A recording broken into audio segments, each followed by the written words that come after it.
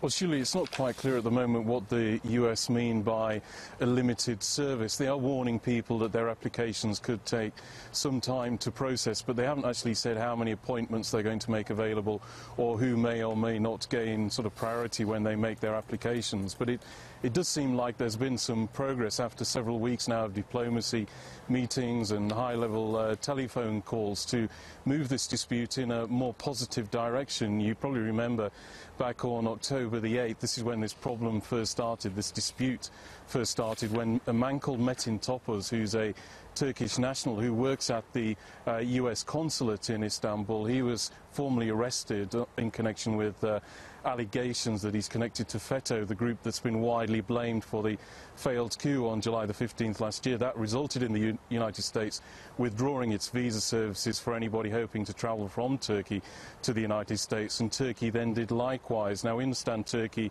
is likely to reinstate its services too in due course as a result of the United States action, but this comes just as the Turkish Prime Minister is heading to Washington, D.C. this week.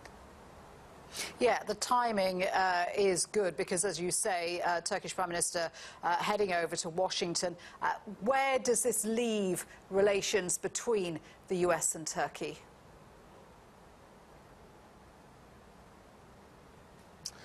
Well, this announcement may help smooth things a little bit for these meetings this coming week, but the two sides have got a lot of other issues to discuss, and these are issues which I think you could fairly say are much bigger than this particular visa dispute that's been going on for a month now. There are some issues they have in common and some things which they want off each other. For instance, the United States views Turkey as a sort of valuable ally in its global fight against terror, if you like, particularly in Iraq and Syria.